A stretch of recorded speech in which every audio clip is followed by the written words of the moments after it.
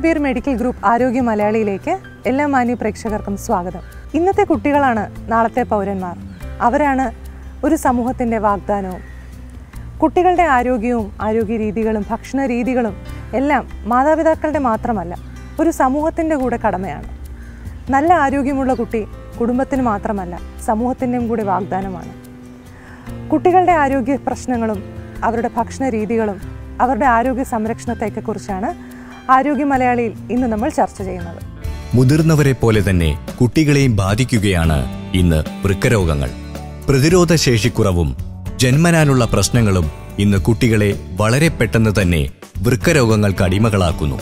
മാതാപിതാക്കൾ വളരെ കരുതലോടെ കൈകാര്യം ചെയ്യേണ്ട ഒരു വിഷയം കൂടിയാണ് കുട്ടികളിലുണ്ടാകുന്ന വൃക്കരോഗങ്ങൾ. കുട്ടികളുടെ ആരോഗ്യ പരിപാലനത്തിൽ ശ്രദ്ധ കൊടുക്കുകയും തുടക്കത്തിൽ തന്നെ മികച്ച ചികിത്സാരീതികൾ അവലംബിക്കുകയും ചെയ്താൽ മാത്രമേ വൃക്കരോഗങ്ങളിൽ നിന്നും നമ്മുടെ കുഞ്ഞുങ്ങളെ സംരക്ഷിക്കാൻ കഴിയുകയുള്ളൂ. കുട്ടികളിൽ കാണുന്ന വൃക്കരോഗങ്ങളെപ്പറ്റിയും ചികിത്സകളെപ്പറ്റിയും ആരോഗ്യ മലയാളിയിൽ ഇന്ന് വിശദമായി. കുട്ടികളെ ബാധിക്കുന്ന പ്രധാനപ്പെട്ട അസുഖങ്ങൾ എന്തൊക്കെയാണ്, അല്ലെങ്കിൽ എന്തൊക്കെ രോഗലക്ഷണങ്ങൾ കാരണമാണ് മിക്കവാറും കുട്ടികളെ ആശുപത്രിയിൽ എത്തിക്കേണ്ടി വരുന്നത്? കുട്ടികൾക്ക് OPD-യിൽ ഏറ്റവും സാധാരണ കാണുന്നത് വൈറസിൻ്റെ പനിയാണ്. വൈറസ് പനി ചിലപ്പോൾ വെറും പനി മാത്രമായിട്ട് ആണ് കൊച്ചുങ്ങൾക്ക് 2-3 ദിവസം പനിക്കും. അതിൻ്റെ കൂടെ ചിലപ്പോൾ മൂക്കൊലിപ്പും ചുമയും ഉണ്ടാവാൻ സാധ്യതയുണ്ട്. പനിയുടെ കൂടെ മൂക്കൊലിപ്പ് ചുമയുണ്ടെങ്കിൽ സാധാരണ അത് വൈറസിൻ്റെ പനിയാവാനാണ് സാധ്യത. ചെവിടെ പഴുപ്പോ അതിൻ്റെ കൂടെ ചിലപ്പോൾ ഉണ്ടാകാം. തൊണ്ടവേന കോൾഡും ചുമയുടെ കൂടെ ഉണ്ടെങ്കിൽ, മൂക്കൊലിപ്പും ചുമയുടെ കൂടെ തൊണ്ടവേന ഉണ്ടെങ്കിൽ അത് ടോൺസിലൈറ്റിസ് അല്ല എന്ന് നമുക്ക് ഉറപ്പായിട്ട് പറയാം. 3 വയസ്സിന് താഴെ ഒരു കുട്ടിക്ക് ടോൺസിലൈറ്റിസ് ഉണ്ടാകുന്ന പ്രശ്നമില്ല. അങ്ങനെ ഒരു ഡയഗ്നോസിസ് തെറ്റാണ്. തൊണ്ടവേന 3 വയസ്സിന് മുമ്പ് ഉണ്ടാവുകയാണെങ്കിൽ അത് വൈറസ് ഇൻഫെക്ഷൻ കൊണ്ടുണ്ടാകുന്ന തൊണ്ടവേന ആയിരിക്കും. തൊണ്ടവേന ഉണ്ടെങ്കിൽ 3 വയസ്സിന് താഴെയുള്ള കൊച്ചുങ്ങളാണെങ്കിൽ തൊണ്ടവേന ഉണ്ടെങ്കിൽ ഉടനെ തുപ്പിൽ മൊലിക്കാൻ തുടങ്ങും. രാത്രി ഭയങ്കര കരച്ചിലായിരിക്കും, ഒന്നും കഴിക്കാൻ സാധിക്കില്ല. അത് ടോൺസിലൈറ്റിസിൻ്റെ ലക്ഷണമല്ല. സാധാരണ പിന്നീട് കാണുന്ന അസുഖങ്ങൾ ഒന്ന് ശ്വാസമുട്ടാണ്.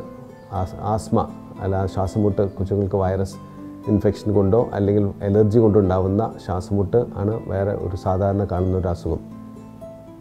വയറിളക്കം, ഛർദി, ചില സീസണിൽ വയറിളക്കം, ഛർദി വൈറസ് ഇൻഫെക്ഷൻ കൊണ്ടോ അല്ലെങ്കിൽ ഡിസെൻട്രി, രക്തവും കഫവും മലത്തിൽ പോകുന്ന, അങ്ങനെ പല പ്രാവശ്യം പോകുന്ന അസുഖം, അതും ഡിസെൻട്രിയും ചിലപ്പോൾ കാണാറുണ്ട്. കുട്ടികളെ ബാധിക്കുന്ന പ്രധാനപ്പെട്ട വൃക്കരോഗങ്ങൾ എന്തൊക്കെയാണ് ഇതിൻ്റെ പ്രധാനപ്പെട്ട രോഗലക്ഷണങ്ങൾ? സാധാരണ കാണുന്ന വൃക്കരോഗം മൂത്രത്തിൽ പഴുപ്പാണ്.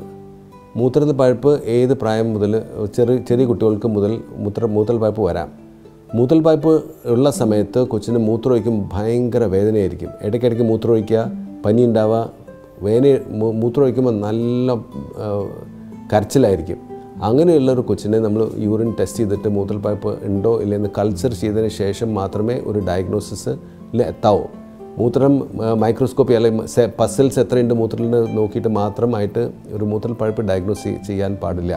മൂത്രൽ പഴുപ്പ് കൾച്ചർ മുഖാന്തരം നമ്മൾ പ്രൂവ് ചെയ്ത് കഴിഞ്ഞാൽ ആ കൊച്ചിന് നമ്മൾ ആൻറ്റിബയോട്ടിക് കൊടുക്കേണ്ട ആവശ്യം ഉണ്ട്.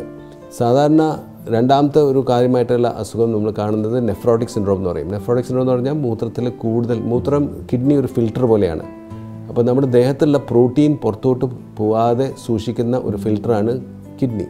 ഈ എന്തോ ഒരു കാരണവശാൽ ചിലപ്പോൾ നമ്മുടെ ബോഡിയിൽ എന്തെങ്കിലും പുറത്തുനിന്ന് വന്ന ഇൻഫെക്ഷനോ എന്തെങ്കിലും വന്നാൽ അതിനെ എതിർക്കാൻ നമ്മുടെ ഒരു സിസ്റ്റമുണ്ട്. ആൻറ്റിബോഡീസ് ഉണ്ട്, വേറെ സെൽസ് ഉണ്ട്. അതൊക്കെ ഒരു ബാലൻസിലാണ് നമ്മുടെ ബോഡി ഇങ്ങനെ വർക്ക് ചെയ്തുകൊണ്ടിരിക്കുന്നത്. എന്തെങ്കിലും ഒരു ബാലൻസ് തെറ്റിപ്പോയി കഴിഞ്ഞാൽ ഈ സിസ്റ്റം നമ്മുടെ അവയവങ്ങളുടെ എതിരെ തന്നെ പ്രവർത്തിക്കാൻ സാധിക്കും. അപ്പോൾ അങ്ങനെ കിഡ്നിയുടെ എതിരെ ചിലപ്പോൾ പ്രവർത്തിക്കാൻ തുടങ്ങുമ്പോൾ നെഫ്രോട്ടിക് സിൻഡ്രോം ഉണ്ടാവാം. അവിടെ ഈ കിഡ്നിയുടെ ഫിൽറ്റർ കുറച്ചുകൂടി ഓട്ട വലുതാവും, കുറേ പ്രോട്ടീൻ മൂത്രത്തിൽ പോകാൻ തുടങ്ങും. അപ്പോൾ ദേഹത്ത് പ്രോട്ടീൻ കുറയുമ്പോൾ കൊച്ചിന് നീര് ഉണ്ടാവും. അപ്പോൾ ഈ കണ്ണിൻ്റെ അത് സാധാരണ രോഗലക്ഷണം എന്താ വെച്ചാൽ രാവിലെ എണീക്കുമ്പോൾ കണ്ണ് പോളകൾ നീര് വരിക, വൈകുന്നേരം ആകുമ്പോൾ ഈ നീര് മുഴുവൻ കാലിൽ വരും. അപ്പോൾ കാലിൽ പാദത്തിൻ്റെ അവിടെ നീരുണ്ടാവുക. അപ്പോൾ ഇത് ഒരു കുട്ടിക്ക് കൺപോളയ്ക്ക്, മേൽപോളയ്ക്ക്, അപ്പർ ഐലറ്റിൽ നീരുണ്ടെങ്കിൽ നമ്മൾ കിഡ്നിയുടെ വല്ല അസുഖം, പ്രോട്ടീൻ നഷ്ടപ്പെടുന്നുണ്ടോ ഇല്ലേ എന്നുള്ള ടെസ്റ്റ് യൂറിനിൽ ടെസ്റ്റ് ചെയ്ത് നോക്കണം. മൂത്രത്തിൽ പ്രോട്ടീൻ കൂടുതൽ പോകുന്നുണ്ടെങ്കിൽ അത് കൂടെ നമ്മൾ ESR കൂടുതലും കൊളസ്ട്രോൾ കുറച്ച് കൂടുതലായിരിക്കും ആ കൊച്ചുങ്ങൾക്ക്. അതൊരു സിൻഡ്രോമാണ്. 4 ഒന്ന് നീര്, പ്രോട്ടീൻ മൂത്രത്തിൽ പോവുക, കൊളസ്ട്രോൾ ഉണ്ടാവുക. ഇത് ഒരു സിൻഡ്രോമാണ്, നെഫ്രോട്ടിക് സിൻഡ്രോം എന്ന് പറയും. ബാക്കിയുള്ള അസുഖങ്ങൾ ഇപ്പോൾ വേറെ എന്തെങ്കിലും സീരിയസ് ആയിട്ടുള്ള അസുഖം ഉണ്ടെങ്കിൽ, ഒരു സിവിയർ ഇൻഫെക്ഷൻ ഉണ്ടാവുകയാണെങ്കിൽ, നമ്മുടെ ദേഹത്ത് കിഡ്നിയിലോട്ടുള്ള രക്തോട്ടം കുറയുകയാണെങ്കിൽ ചിലപ്പോൾ കിഡ്നി ഫെയിലിയർ ഉണ്ടാവാൻ സാധ്യതയുണ്ട്. അപ്പോൾ കിഡ്നി ഫെയിലിയർ ഉണ്ടാവുകയാണെങ്കിൽ അത് അക്യൂട്ട് കിഡ്നി ഫെയിലിയർ ആവാം. അക്യൂട്ട് ഫെയിലിയറിൽ നമ്മൾ ദേഹത്ത് നിന്ന് വെള്ളം നഷ്ടപ്പെടും. ചിലപ്പോൾ വലിയ സിവിയർ ആയിട്ടുള്ള വൈറൽ ഛർദി ഉണ്ടെങ്കിൽ ഭയങ്കരമായിട്ട് ദേഹത്ത് നിന്ന് വെള്ളം നഷ്ടപ്പെട്ട് കഴിഞ്ഞാൽ ചിലപ്പോൾ കിഡ്നി ഫെയിലിയർ ഉണ്ടാവാം. അല്ലെങ്കിൽ എന്തെങ്കിലും ഒരു ഇൻഫെക്ഷൻ കാരണം ആ കിഡ്നിയിലോട്ടുള്ള രക്തോട്ടം കുറയുകയാണെങ്കിൽ കിഡ്നി ഫെയിലിയർ ഉണ്ടാവാം. അപ്പോൾ അങ്ങനെ കിഡ്നി ഫെയിലിയർ ചിലപ്പോൾ സീരിയസ് ആയിട്ടുള്ള അസുഖങ്ങളിൽ ചിലപ്പോൾ കൊച്ചുങ്ങൾക്ക് ഉണ്ടാവാൻ സാധ്യതയുണ്ട്. ഒരു കുഞ്ഞിന് വൃക്കരോഗമുണ്ട് എന്ന് നിർണ്ണയിക്കാൻ ഡോക്ടറിനെ സഹായിക്കുന്ന പരിശോധനകൾ ഏതൊക്കെയാണ്? ഒന്ന്, യൂറിൻ ആദ്യം ഏറ്റവും ബേസിക് ആയിട്ടുള്ള ടെസ്റ്റ് മൂത്രത്തിൽ ടെസ്റ്റ് ചെയ്യാന്നുള്ളതാണ്. അപ്പോൾ മൂത്രത്തിൽ അണുക്കൾ, പസൽസ് കൂടുതൽ കാണുക. പസൽസ് ഇൻഫെക്ഷൻ ഉണ്ടാക്കുന്ന പസൽസാണ്. പസൽസ് ഒരു 10 മേലെ സെൻട്രിഫ്യൂസ് യൂറിനിൽ കാണുകയാണെങ്കിൽ അത് മൂത്രപ്പഴുപ്പുണ്ടോ എന്ന് നമുക്ക് സംശയിക്കണം. മൂത്രത്തിൽ രക്തം പോകുന്നുണ്ടോ, RBCs ഉണ്ടോ എന്ന് ചെക്ക് ചെയ്യണം. ഇതേപോലെ നമ്മൾ മൂത്രത്തിൽ കൂടുതൽ പ്രോട്ടീൻ നഷ്ടപ്പെടുന്നുണ്ടോ എന്ന് നമ്മൾ നോക്കണം. അതൊക്കെ യൂറിൻ ടെസ്റ്റിൽ, സിമ്പിളായിട്ടുള്ള യൂറിൻ ടെസ്റ്റിൽ നമുക്ക് കണ്ടുപിടിക്കാൻ സാധിക്കും. ചില കൊച്ചുങ്ങൾക്ക് നമുക്ക് മൂത്രത്തിൽ ഷുഗർ കണ്ടു കഴിഞ്ഞാൽ കൊച്ചുങ്ങൾക്ക് പ്രമേഹത്തിനും കിഡ്നി ബാധിക്കാം. കുറച്ച് നാൾ പ്രമേഹം ശരിക്കും കൺട്രോൾ ഇല്ലെങ്കിൽ കിഡ്നി എഫക്റ്റ് ചെയ്യാം. അപ്പോൾ അതും മൂത്രത്തിലെ ടെസ്റ്റിൽ ചിലപ്പോൾ കണ്ടുപിടിക്കാൻ സാധിക്കും. വേറെ ഒരു ജന്മനാളുള്ള ചില അസുഖങ്ങളിലും നമ്മൾ കിഡ്നിയിൽ ആസിഡിഫൈ ചെയ്യാൻ സാധിക്കാത്ത ചില അസുഖങ്ങളുണ്ട്. അതിന് റീനൽ ട്യൂബുലർ ആസിഡോസിസ് എന്ന് പറയും. അങ്ങനത്തെ അസുഖങ്ങളും നമുക്ക് മൂത്രത്തിലെ pH എന്ന് പറഞ്ഞാൽ എത്രത്തോളം ആസിഡ് അല്ലെങ്കിൽ മൂത്രത്തിൽ പോകുന്നുണ്ട്, അത് യൂറിനെ ആസിഡിഫൈ ചെയ്യാൻ സാധിക്കുന്നുണ്ടോ ഇല്ലയെന്ന് ഉള്ള ടെസ്റ്റുകൾ, സ്പെസിഫിക് ഗ്രാവിറ്റി, കൂടുതൽ ഭയങ്കരമായിട്ട് യൂറിൻ പോയിക്കൊണ്ടിരിക്കുന്ന കൊച്ചുങ്ങൾ ചിലപ്പോൾ 3-4 ലിറ്ററൊക്കെ മൂത്രം പോകും. അതേപോലെ അത്രയും കുടിക്കുന്ന ചില കൊച്ചുങ്ങളുടെ ഡയബറ്റിസ് ഇൻസിപ്പിഡസ് എന്ന് പറയും. മൂത്രം കോൺസെൻട്രേറ്റ് ചെയ്യാൻ സാധിക്കാതെ കൂടുതൽ മൂത്രം, ഡൈല്യൂട്ടഡ് ആയിട്ടുള്ള മൂത്രം ചില കൊച്ചുങ്ങൾക്ക് കിഡ്നിയിൽ പോവും. അതിന് ഡയബറ്റിസ് ഇൻസിപ്പിഡസ് എന്ന് പറയും. അതിന് നമ്മൾ മൂത്രത്തിൻ്റെ തിക്നെസ്, സ്പെസിഫിക് ഗ്രാവിറ്റി ചെക്ക് ചെയ്താൽ നമുക്ക് അറിയാൻ പറ്റും അങ്ങനത്തെ ഉള്ള അസുഖങ്ങളാണെങ്കിൽ. പിന്നീട് യൂറിൻ ടെസ്റ്റ് അല്ലാതെ നമുക്ക് കൾച്ചർ, ഓൾറെഡി പറഞ്ഞു, മൂത്രത്തിൽ കൾച്ചറിൽ നമ്മൾ അണുക്കൾ കണ്ടതിന് ശേഷം മാത്രമേ ഒരു മൂത്രപ്പഴുപ്പാണ് നമുക്ക് ഡയഗ്നോസ് ചെയ്യാൻ പാടുള്ളൂ.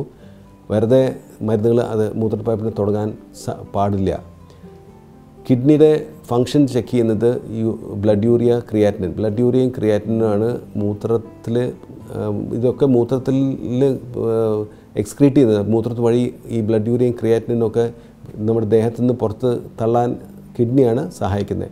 കിഡ്നി പ്രവർത്തിച്ചിട്ടില്ലെങ്കിൽ ബ്ലഡ് യൂറിയയും ക്രിയാറ്റിനും ബ്ലഡിൽ കൂടിക്കൊണ്ടിരിക്കും. അപ്പോൾ ആ ബ്ലഡ് യൂറിയയും ക്രിയാറ്റിനും നമുക്ക് ലെവൽ നോക്കിക്കഴിഞ്ഞാൽ കിഡ്നിയുടെ ഫങ്ഷൻ, കിഡ്നി എത്രത്തോളം പ്രവർത്തിക്കുന്നുണ്ടെന്ന് അറിയാൻ പറ്റും. മൂത്രത്തിൽ പഴുപ്പുണ്ടെങ്കിൽ നമ്മൾ ചെയ്യുന്ന ടെസ്റ്റ് ഒന്ന് അൾട്രാസൗണ്ട് ചെയ്യണം. അൾട്രാസൗണ്ട് കൊണ്ട് നമ്മൾ കിഡ്നിയുടെ വല്ല ഗ്രോസ് ആയിട്ടുള്ള, വലിയ മേജറായിട്ട് കൂടുതലായിട്ടുള്ള അസുഖം വല്ലതുകൊണ്ട് കിഡ്നിയുടെ സൈസ് കൂടുക, അല്ലെങ്കിൽ ഭയങ്കര മെഗാ യൂറിറ്റർ, ആ യൂറിറ്റർ ഭയങ്കര സൈസ് കൂടുതലാണെങ്കിൽ നമ്മൾ അൾട്രാസൗണ്ടിൽ ചിലപ്പോൾ കാണാൻ പറ്റും. മൂത്രസഞ്ചിയിൽ എന്തെങ്കിലും ബ്ലോക്ക് ഉണ്ടെങ്കിൽ അത് കാണാൻ പറ്റും. ജനിച്ച ഉടനെ ചില കൊച്ചുങ്ങൾക്ക് മൂത്രസഞ്ചിയിൽ പുറത്തോട്ടുള്ള ട്യൂബിലോട്ട് ഒരു തടസ്സം, പോസിറ്റീവ് യൂറിറ്റർ വാൽവ് എന്ന് പറയും. അത് നമുക്ക് ഈ അൾട്രാസൗണ്ടും ഈ കൊണ്ട് നമുക്ക് കണ്ടുപിടിക്കാൻ സാധിക്കും.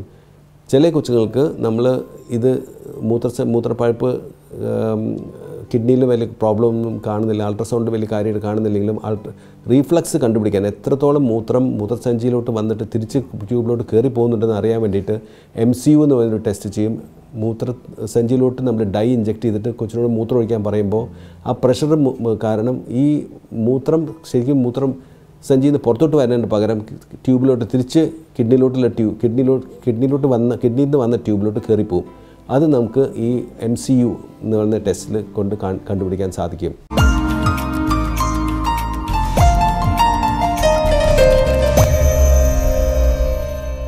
കുഞ്ഞുങ്ങളിൽ വരുന്ന എല്ലാ തരത്തിലുള്ള വൃക്കരോഗങ്ങളും നമുക്ക് പൂർണ്ണമായും ചികിത്സിച്ച് മാറ്റാൻ സാധിക്കുമോ? മൂത്രത്തിൽ പഴുപ്പ് നമുക്ക് സാധാരണ മൈനറായിട്ടുള്ള കിഡ്നിയിലെ പ്രോബ്ലമൊക്കെ ആണെങ്കിൽ, ചിലപ്പോൾ കിഡ്നിയിൽ നിന്ന് പുറത്തു വിടുന്ന ട്യൂബിലൊരു തടസ്സം ഉണ്ടെങ്കിൽ അത് നമുക്ക് സർജറി മുഖാന്തരം മാറ്റാൻ പറ്റാവുന്നതാണ്. ചില കൊച്ചുങ്ങൾക്ക് ട്യൂബ് വഴി മൂത്രസഞ്ചിയിലോട്ട് മൂത്രം വന്നതിന് ശേഷം തിരിച്ച് കയറി പോകുന്ന റീഫ്ലക്സ് എന്ന് പറയും. തിരിച്ച് ആ ട്യൂബിലോട്ട് കയറി പോവുകയാണെങ്കിൽ അവിടെ മൂത്രം കെട്ടി നിൽക്കും. അങ്ങനത്തെ ഉള്ള അസുഖങ്ങൾക്ക് അത് ചില ഗ്രേഡ് ഉണ്ട്. 4ാം ഗ്രേഡ് 5ാം ഗ്രേഡ് ഭയങ്കര കൂടുതലായിട്ട് ഈ കിഡ്നി മൂത്രസഞ്ചിയിൽ വന്നിട്ട് മൂത്രം തിരിച്ച് കയറിപ്പോയി യൂറേറ്റർ എന്ന് പറഞ്ഞാൽ ട്യൂബ് കിഡ്നിയും മൂത്രസഞ്ചിയും കണക്ട് ചെയ്യുന്ന ട്യൂബ് കൂടുതലായിട്ട് സൈസ് കൂടുകയാണെങ്കിൽ ചിലപ്പോൾ നമുക്ക് റീഇംപ്ലാന്റ് ചെയ്യേണ്ടി വരും. ആ ട്യൂബ് നമ്മൾ മൂത്രസഞ്ചിയിലോട്ട് ശരിയായ ഒരു പൊസിഷനിൽ കയറ്റി വെക്കേണ്ടി വരും. അതൊരു സർജറി ആവശ്യമാണ്.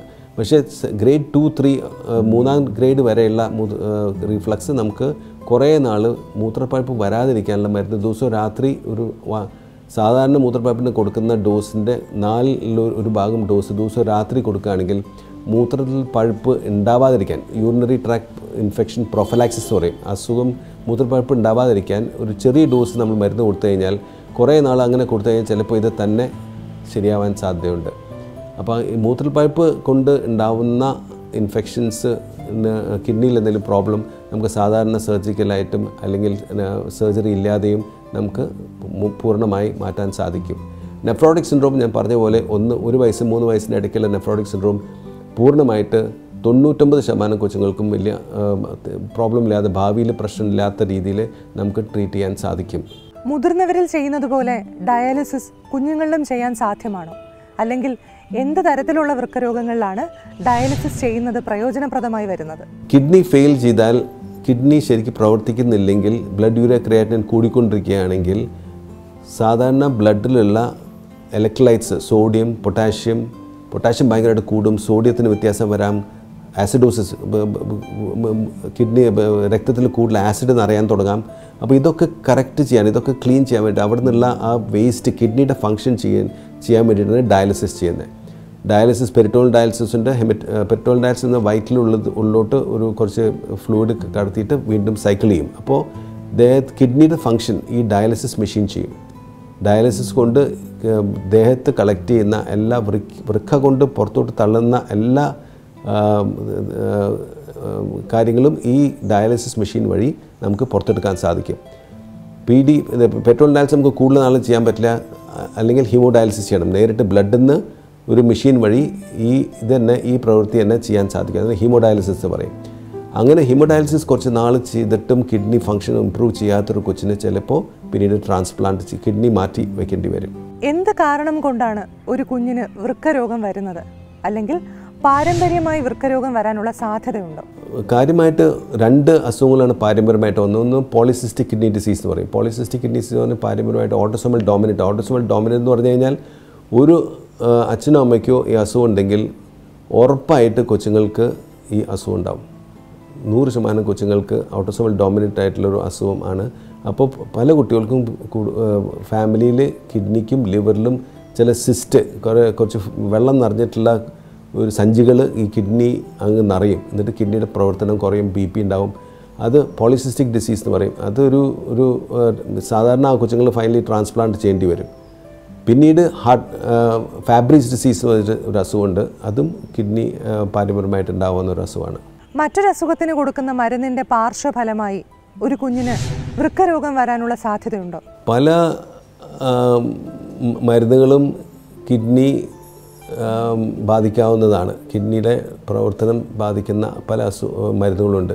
ഏറ്റവും കൂടുതലായിട്ട് നമ്മൾ മെറ്റാലിക് ആർസനിക് അല്ലെങ്കിൽ മെർക്കുറി അങ്ങനത്തെയുള്ള വല്ല മരുന്നുകൾ കഴിക്കാൻ സാധ്യതയുണ്ട്. ചിലപ്പോൾ പല അലോപ്പത്തി അല്ലാത്ത പല ട്രീറ്റ്മെൻറ്റിലും ഇങ്ങനെ മെർക്കുറി ആർസനിക് ഒക്കെ ഉപയോഗിക്കുന്നുണ്ട്. അപ്പോൾ അത് ഒക്കെ കിഡ്നിനെ ബാധിക്കാൻ സാധ്യതയുണ്ട്.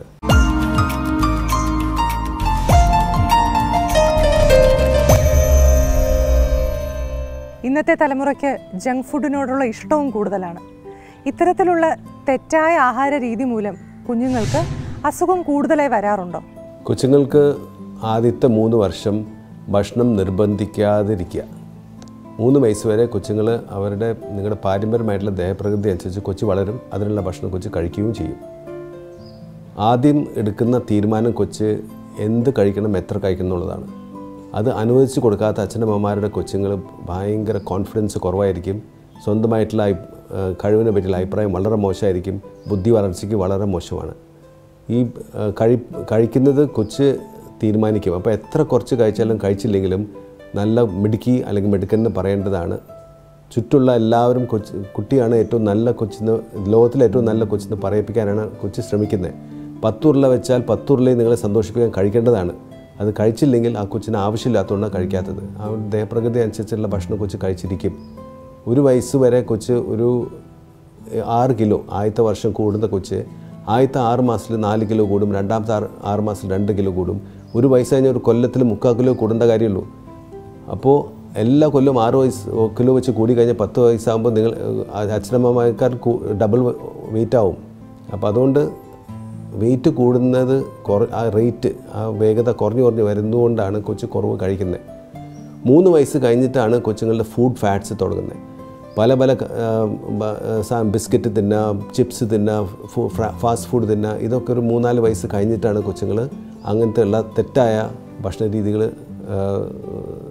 രീതിയിൽ തുടങ്ങുന്നത്.